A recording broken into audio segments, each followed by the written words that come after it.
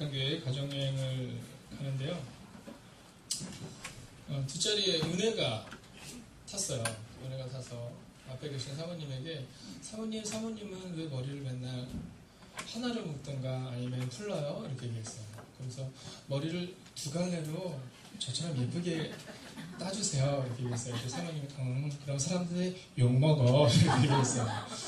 그랬더니 은혜가 그러면 몇 가닥으로 까시면 되잖아요. 그래서 제가 얘기했어요. 그러면 내가 욕해. 이렇게 얘기했어요. 자, 각자가 때에 맞게 행동하는 게 참 필요해요. 네, 나이에 맞게, 네, 우리 직분에 맞게 이렇게 하는 것이 필요합니다. 그래서 그 얘기를 하는데 은혜가 뭐라냐면 이렇게 얘기를 하는 거예요. 아니에요, 사모님. 제 눈에는 20살로 보여요. 네. 근데 사모님이 웃더라고요. 그래서 제가 비웃었어요. 네, 근데 그런 겁니다. 뭐 이렇게 얘기를 할 때 아이들은 나쁜 얘기 하지 않습니다. 좋은 얘기 해요. 그래서 성경은 너희가 어린아이와 같아야 천국에 들어갈 수 있다. 이렇게 얘기하는 거거든요. 이게 7살짜리의, 8살짜리 아이의 순수함이에요.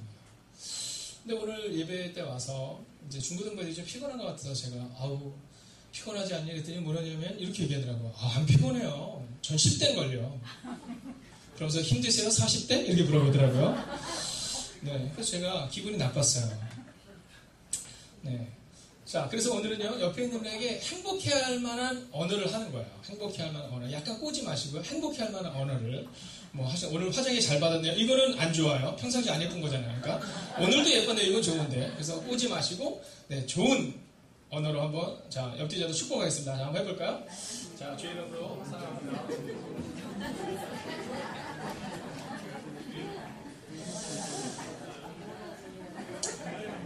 네, 좋습니다. 네. 그리고 오늘 광고를 한 가지 더 드릴 텐데요. 오늘 점심이 없습니다. 네. 네. 뭔가가 지금, 네. 스피커가, 네, 문제가 있죠? 네, 오늘 점심이 없고요. 수련회 관계에서 이제 점심을, 네, 뭔가, 그러니까, 네, 한번 확인을 해야 할 것 같죠? 되게 좋죠? 동굴 같고, 네, 물리고, 네. 자, 그래서 점심이 없습니다. 또 오후 성경 통독 시간도 다음 주부터 또 진행이 됩니다. 그래서 오늘은 혹시 교회밥이 너무 그리우셨다 하시더라도 오늘은 여러분 각자 가정에서 점심을 드셔주시고 또 오후에 가정에서 좀 묵상할 수 있는 시간을 가져주시기를 부탁을 드리겠습니다.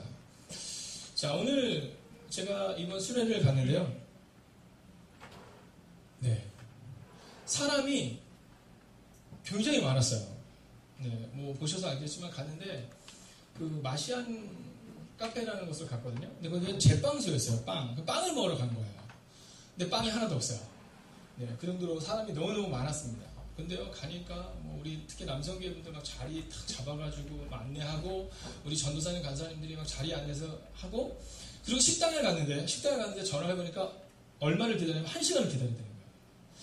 그래서 제가 우리 남성 회장님한테 부탁을 드렸어요. 어떻게 해야 되냐고. 막 애들은 뭐 젊은 사람들 막 사진 찍느냐고 뭐 여성계 분들도 마지막인 것처럼 사진을 막 찍으시더라고요. 그래서 막 예쁘게 찍고 막 이러셔서 어떻게 하냐 했더니 남성계 분들 그럼 우리가 가겠다고. 예. 혹시 저만 그런가요? 뭔가 계속 그러고 있죠? 오늘은 그냥 들으시죠. 뭐 이제 마지막 더우니까. 그래서 제가 남성한테 부탁을 했더니 이분들이 그럼 저희는 뭐 사진 다 찍었다고 이렇게 했더니 그분들이 먼저 가서 한 40분에서 1시간 전에 먼저 가 계신 거예요. 아까 사진 보셨죠? 이렇게 안내하는 거. 네. 거기서 딱 들어가니까 뭐 우리 교회가 전세된 것 같아요. 네. 그 앞에서 안내 탁 하면서 쫙 사람들을 들어오라 해가지고 딱 하시는 거예요. 근데 재밌는 게 있었어요. 끝나고 딱 나왔는데 어떤 분이 저한테 그런 거예요. 목사님, 우리는 운도 좋아요. 저렇게 많은 사람들이 기다리는데 우리는 오자마자 들어갔어요. 네. 근데 사실 그게 우리가 오자마자 들어간 게 아니라 누군가의 헌신, 누군가 40-50분을 먼저 가서 기다리고 있고 그러다가 저희를 들여보냈기 때문이다라는 거예요.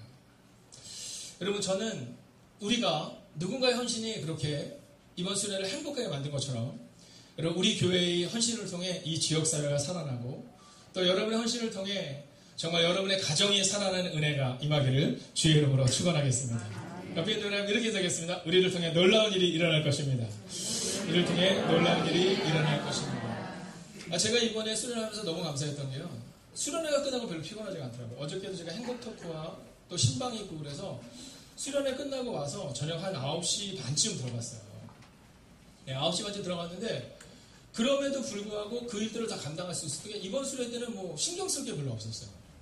네, 이번 가정여행 때는 얼마나 서로들을 잘 섬기시고 남성교회 남성교회대로 막 어른들 다 챙겨드리시고 또 여성교회 여성교회 나름대로 헌신하시고 여러분 약 55명 그 다음에 은혜교회 평화교회 한 71명 70명이 조금 넘는 사람들이 참석했는데요. 얼마나 즐거운 시간인지 몰라요. 또한 이번 수련을 하면서 저희가 이번 수련회 때는 이름이 뭐였죠? 호텔 이름? 네네. RGB 스카이 호텔이라는 곳에 묵었어요. 근데 숙소가 너무 좋았어요. 근데 그 주변에 있는 경관이 더 좋았어요. 어른들이 아침에 일어나면 막 이렇게 걸으실 수 있는 공간도 많았고요. 그래서 걱정을 많이 했어요. 이게 비싸서 어떡하나. 이거를 다 어떻게 해야 되나. 근데 여러분 더 놀라운 사실은요. 이번에 우리 장규성 성도님께서 여행사를 하시잖아요. 거기서 진행을 했는데요. 여러분 후원금 이런 걸 해서 교회에서는 재정을 하나도 안 냈어요. 원래 재정이 교회에서 300만 원을 미리 준비해서 갔는데요. 하나도 쓰지 않았어요.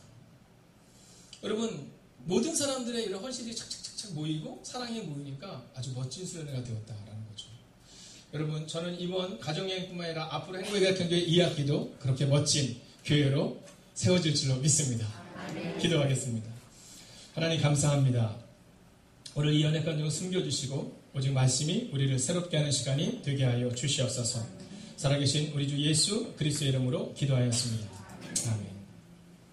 혹시 네 저거를 이거 다 꺼보면 어떨까요? 됐어요? 네. 무선 마이크로 한번 해주시겠어요? 무선 마이크로요? 네.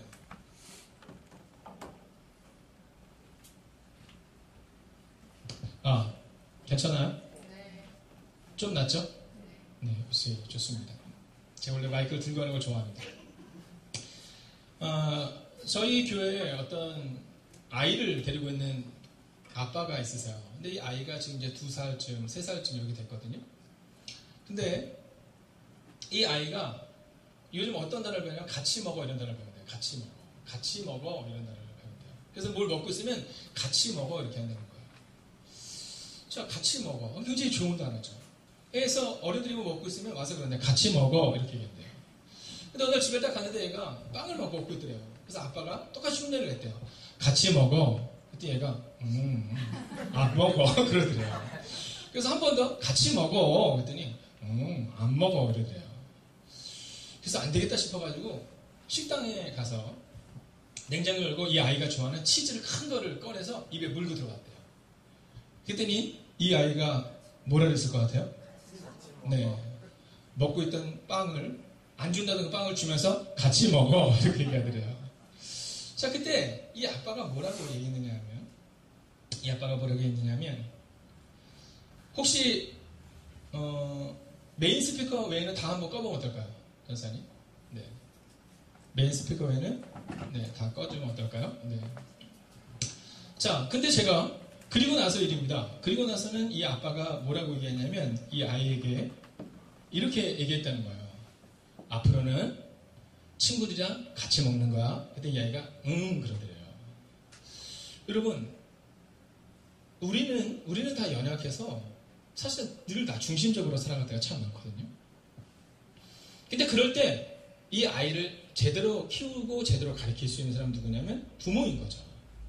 자, 그것처럼 우리가 좋은 그리스도인이 되기 위해서 우리 가운데 한 분이 필요한 분이 계세요.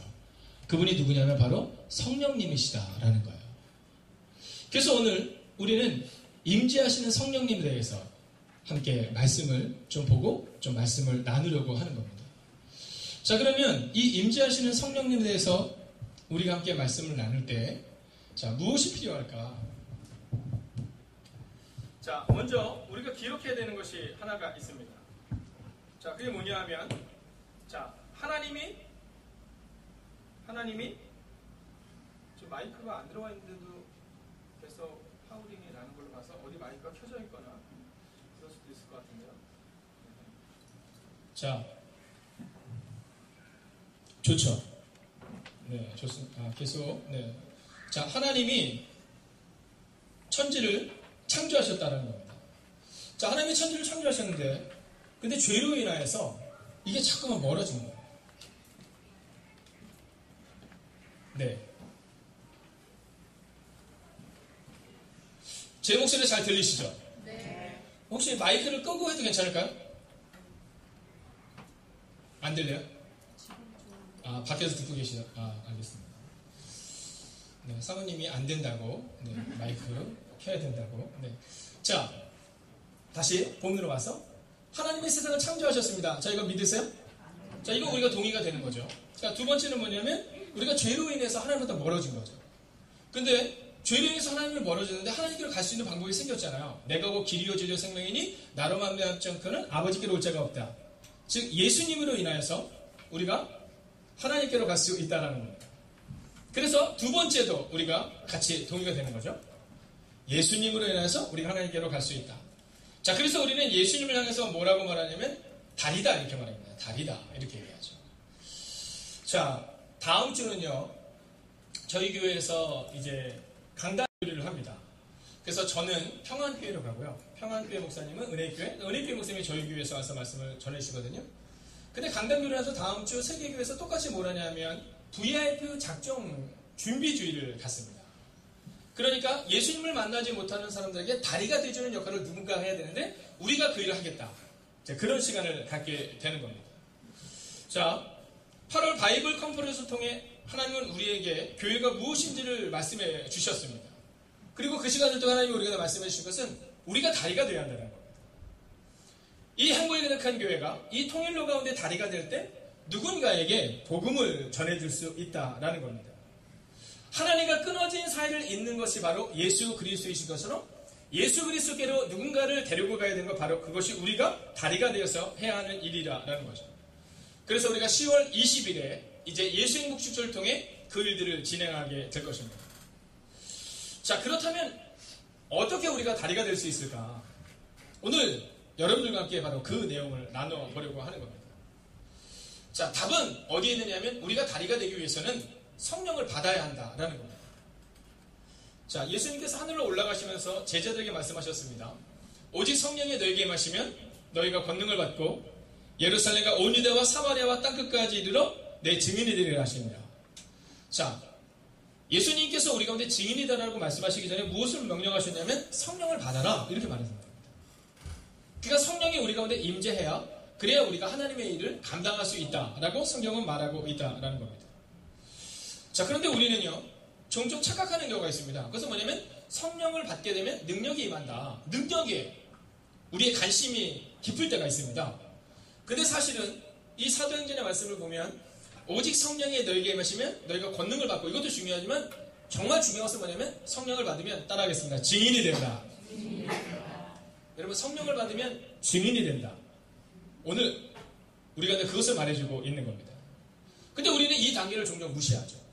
우리에 있어서 관점은 뭐냐면 성령을 받아서 능력 받는 거죠. 성령 받아서 돈 많이 버는 거고, 성령 받아서 공부 잘하는 거고, 성령 받아서 뭔가 잘하는 것이라고 생각하지만 성경은 성령을 받으면 너희가 증인이 된다. 즉 나를 위해서 살게 된다. 오늘 성경은 그 이야기를 하고 있다라는 겁니다. 자, 종종 많은 분들이 성령님의 임재를 경험하지 못한 채 신앙생활을 할 때가 있습니다. 자, 그렇게 우리가 증인이 되기가 어려운 겁니다. 왜냐하면 내 힘은 한계가 있어요. 내 능력도 한계가 있습니다.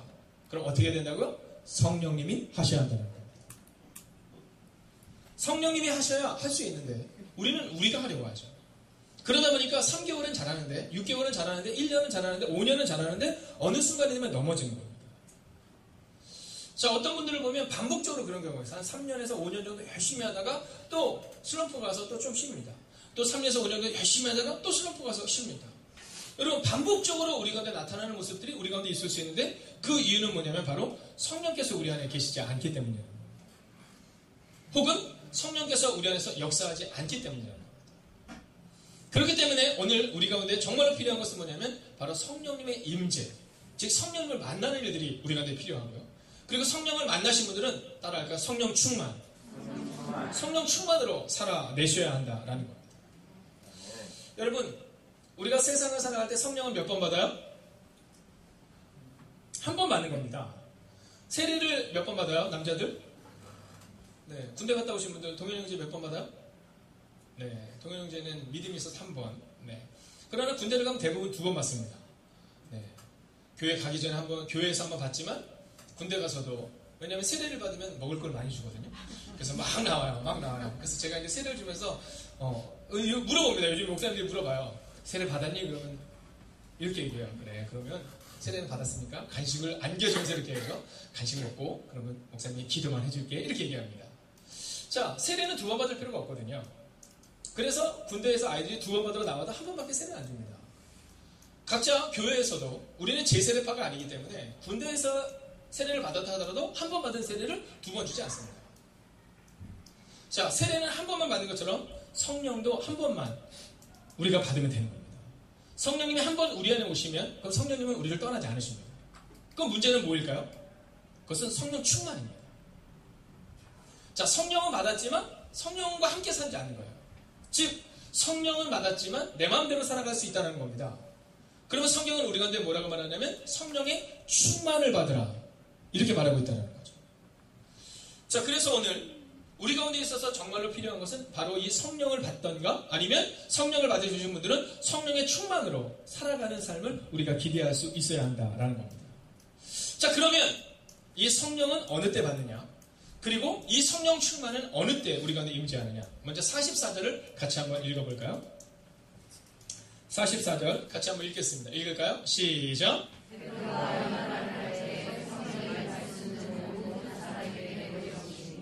자, 베드로가 이 말을 할 때, 자, 이 말이 뭘까요? 자, 베드로가 이 말을 할 때, 이 말은 뭐냐 하면, 38절을 보면, 하나님이 나사렛 예수에게 성령과 능력을 기름 붓듯 하셨음에, 그가 두루 다니시며 선한 일을 행하시고, 마귀에게, 좋은데요? 잡으신 거예요? 네, 이렇게 한 거예요? 잘하셨어요. 네, 감사합니다. 마귀에게 눌린 모든 사람을 고치셨으니 이는 하나님이 함께 하셨습니다. 이렇게 말하고 있어요. 그러니까, 베드로가 이 말을 할 때 이 말은 누구냐면 예수에 대한 말입니다. 그래서 우리에게 성령 사건이 임하고 성령의 충만한 사건이 임하기 위해서 필요한 첫 번째는 예수님을 믿을 때 성령께서 임재하신다는 겁니다. 여러분, 교회를 데리고 온다고 해서 성령님이 임재하지 않습니다. 성령님은 언제 임재하냐면 예수님을 믿을 때 바로 성령께서 우리 가운데 임재하신다라는 겁니다. 내 의지가 아니라 내 힘이 아닌 겁니다. 여러분, 고넬료는 경건하며 착하며 구제와 기도에 힘쓴 사람이었죠? 자, 그 고넬료가 오늘 예수님에 대하여 분명히 듣고 믿을 때 성령께서 임재하신 겁니다. 여러분, 예수님이 답이 되어야 한다는 겁니다. 교회의 답은 오직 예수님이셔야 한다는 겁니다.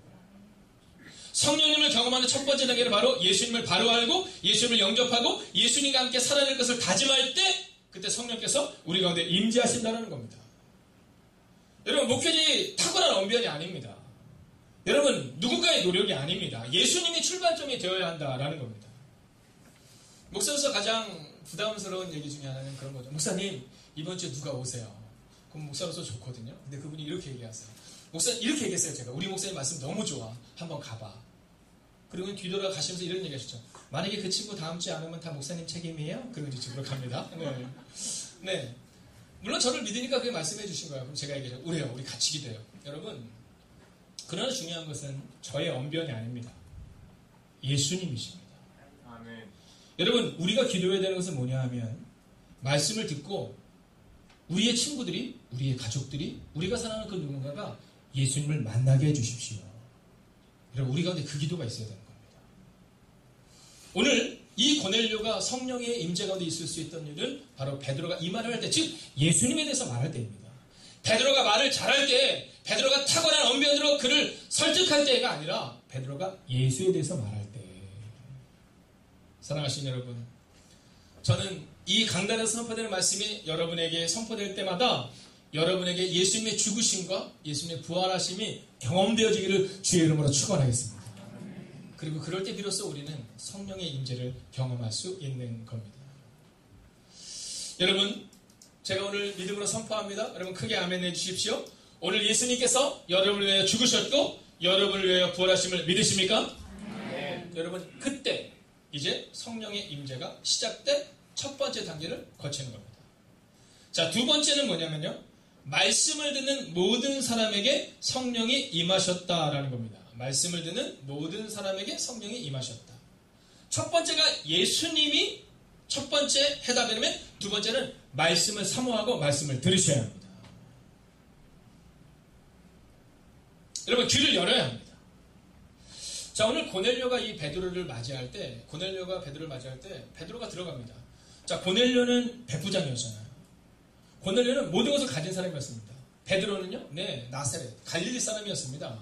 이방의 갈릴리라고 말할 정도로 이 갈릴리는요, 여러분 천대받는 지역이었습니다. 자, 그런데 그 천대받는 지역, 인정받지 못하는 지역에서 어부, 여러분 상중 하계층 중에 그 당시에는요, 어부는 하층 계급이었거든요. 하층 계급이었던 베드로가 들어오는데 고넬료가 어떻게 그를 맞아요? 엎드려 경배했다라고 말합니다. 여러분 종종 제가 후배 목사님들과 함께 말씀을 나눌 때 같이 나누는 게 있습니다. 그것은 뭐냐면 제가 물어봐요. 우리가 누구냐? 그럼 다 죄인이라고 얘기합니다. 네, 목회자들 그거 다 알아요. 근데 종종 마음이 상하는 때가 있어요. 뭐냐면 나를 무시할 때 마음이 상한다는 얘기를 종종 할 때가 있어요. 그럼 제가 얘기합니다. 아니 우리가 죄인이라며. 우리가 죄인인데 그게 마음이 상할 이유가 뭐가 있어? 이런 얘기를 하면서 제가 종종 해준 얘기가 있습니다. 그건 뭐냐면 예수님이 예루살렘에 입성하실 때 어린 나귀를 타고 입성하셨습니다. 근데 이 어린 나귀가 어느 날 다시금 그 예루살렘에 들어가고 싶은 겁니다. 그래서 예루살렘에 입성하죠. 근데 아무도 환호하지 않는 겁니다. 왜 환호하지 않지?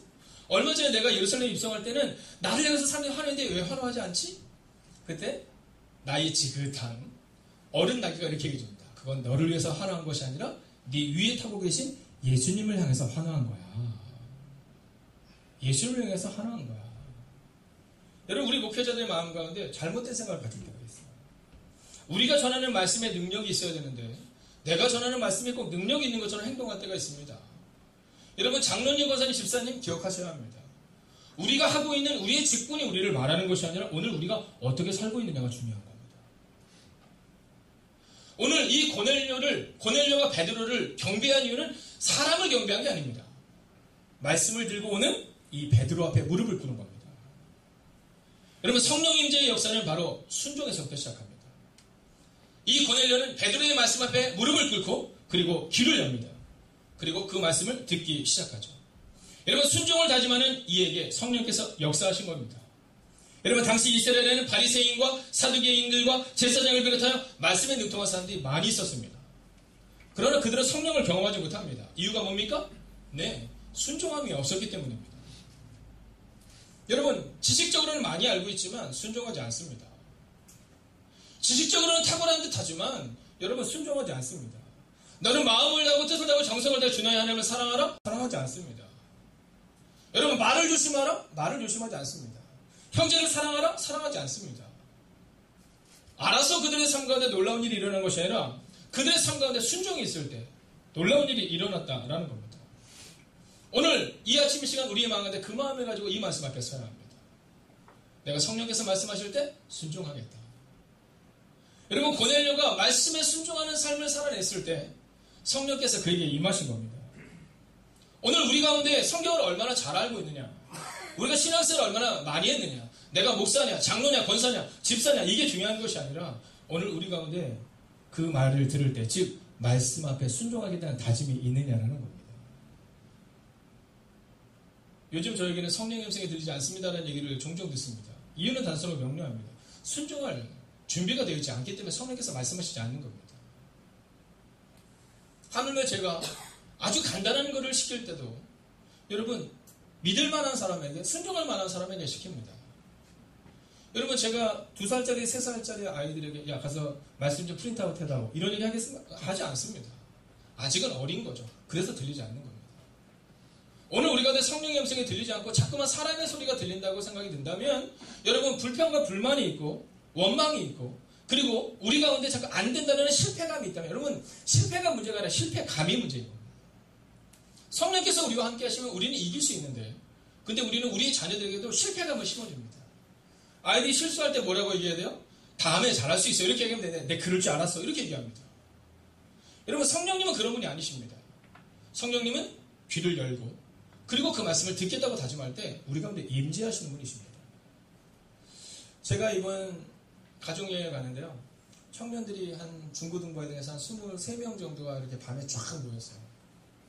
밤에 쫙 모였는데 아이들은 정말 진지하게 듣고 있는데 그 밑에 이제 엄마들이 학부모님들이 한 5명이 밑에서 이제 막 기다리는 겁니다. 그래서 제가 물었어요. 오늘 어떤 일이 일어날 것 같냐, 애들 어떨 것 같냐. 그때 그러시냐면 그냥 잘 들으면 좋겠는데 잘 들을까요? 막 이런 얘기를 했어요. 그래서 제가 얘기했어요.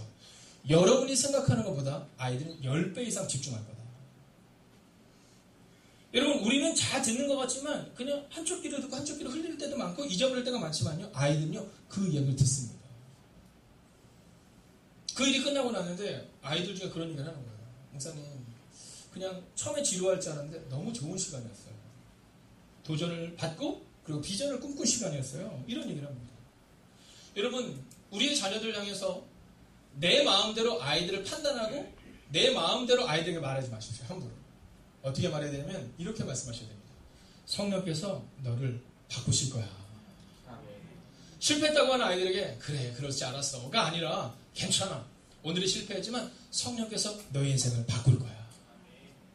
여러분 우리 가운데 바로 성령께서 오시면 능력을 행할 수 있다는 그 믿음, 증인이 되는 삶을 살 것이라는 그 믿음을 우리에게 증거할 수 있어야 한다라는 겁니다. 근데 우리는 먼저 판단하고 먼저 결정하죠.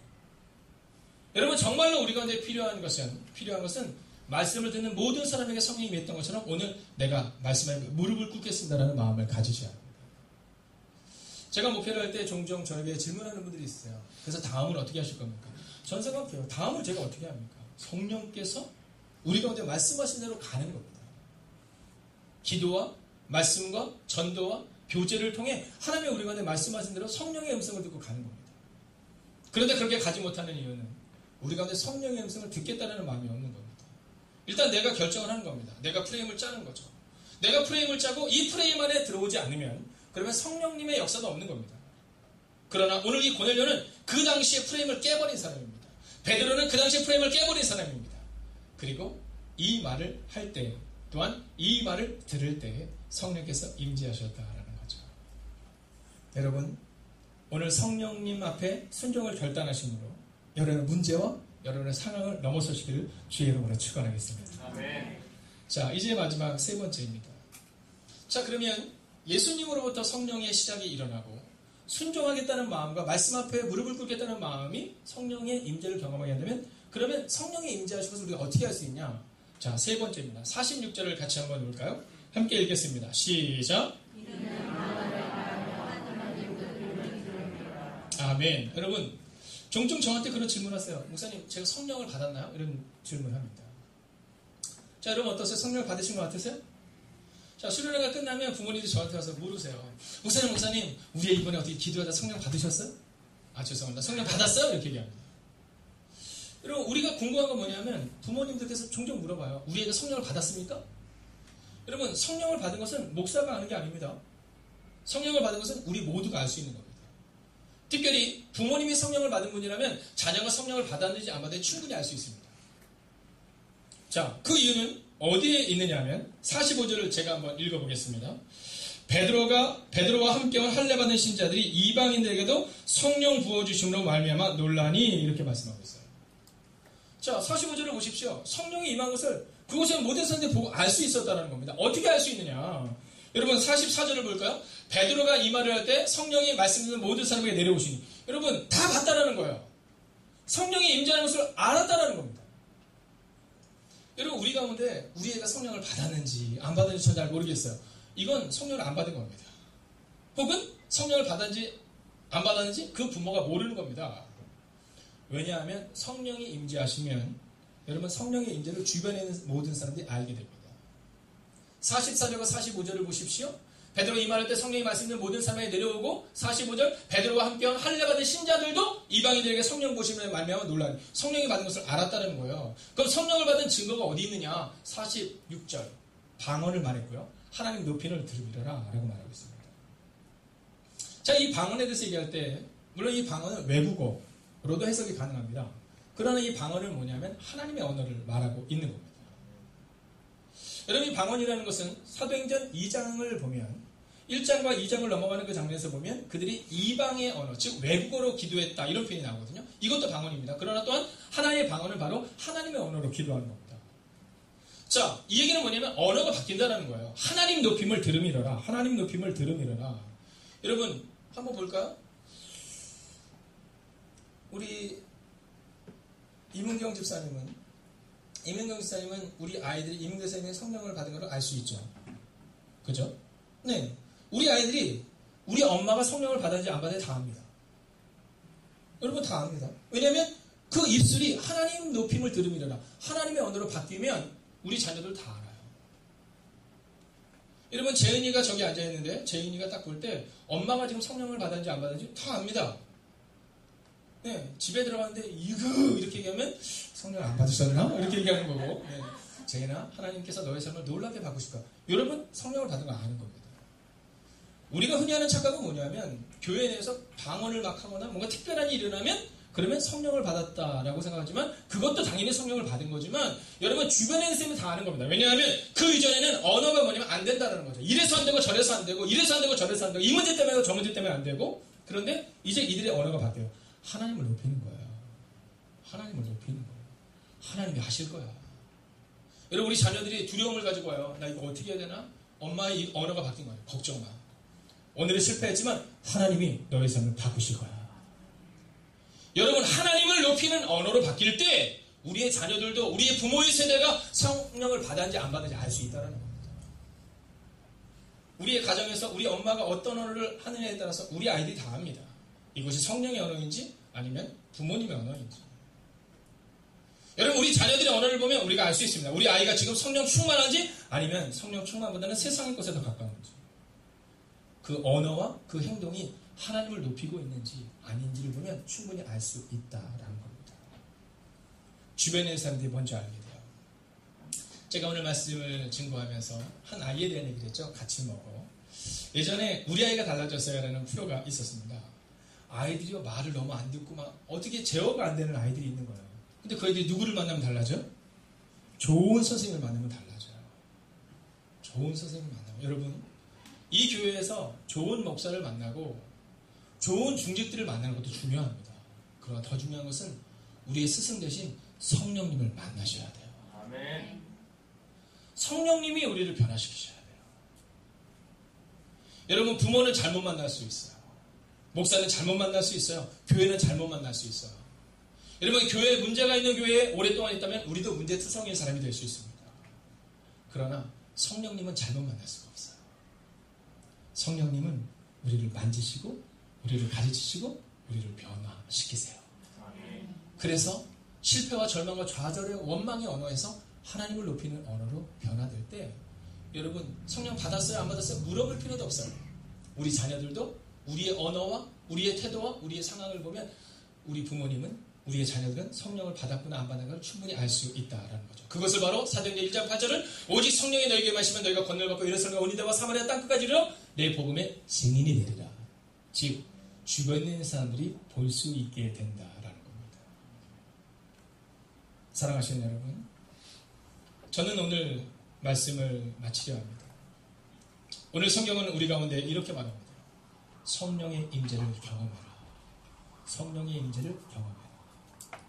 그리고 이 성령의 임재는 목사가 줄 수 있는 것도 아니라 누군가가 여러분에게 줄 수 있는 것이 아니라 여러분의 마음 가운데 예수님이면 충분합니다.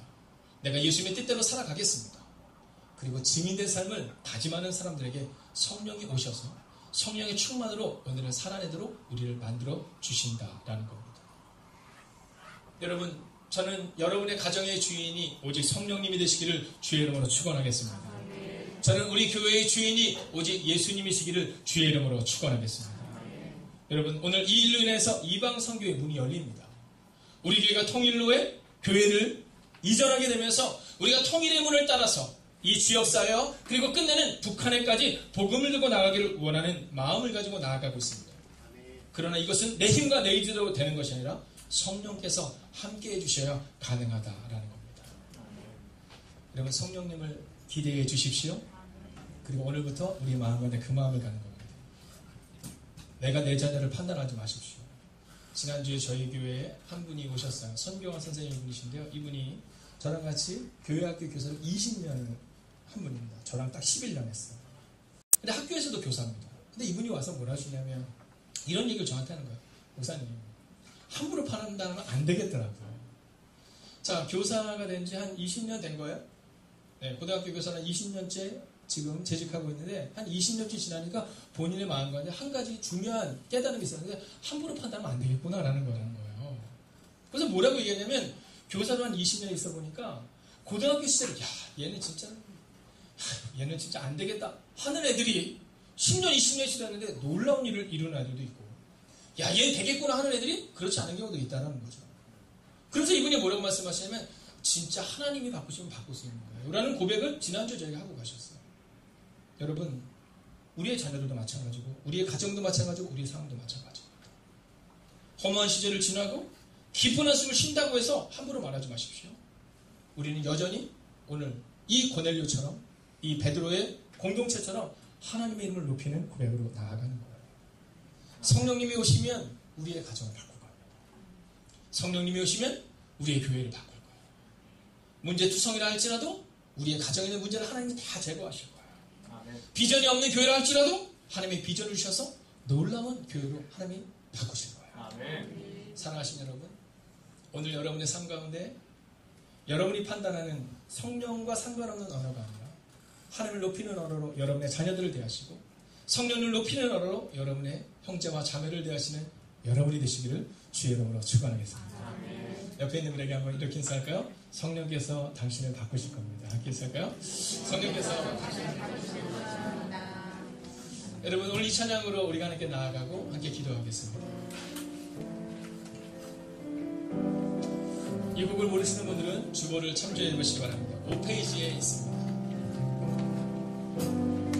허무한 시절 지날 때, 깊은 한숨 내쉴 때, 그런 풍경 오시며 탄식하는 분이네. 고와 같이 너희를 버려두지 않으니 내가 너희와 영원히 함께하리라. 이제 한번 자리에서 다 일어서 주겠어요?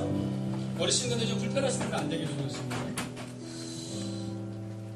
이번 수요일, 이번 가정여행 때 한 아이와 이렇게 얘기를 하는데, 그 아이가 다니는 교회에서 목사님이 그런 얘기를 하셨대요. 창자가 끊어지듯이 한번 기도를 해봐, 이런 얘기를 하셨다는 거예요. 여러분, 최근에 그렇게 기도한 적이 언제 있으세요? 여러분, 주일날 교회에만 왔다 갔다 하는 것이 아니라 정말 하나님과 만나기 위해서 우리가 애끓는 심령을 가지고 기도한 적이 언제 있냐는 거죠.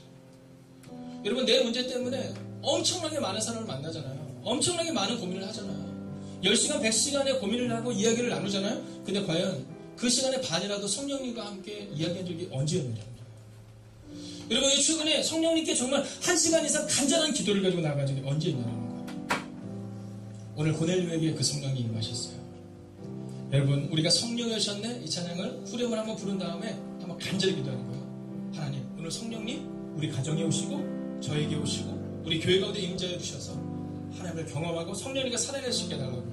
여러분, 이 찬양 한번 하고 함께 기도하겠습니다. 성령이 오셨네, 성령이 오셨네, 성령이 오셨네, 내 죄를 보내신 성령이 오셨네.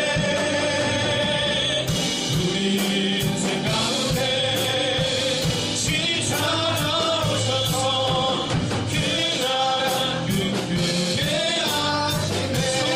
성령이 오셨네, 성령이 오셨네,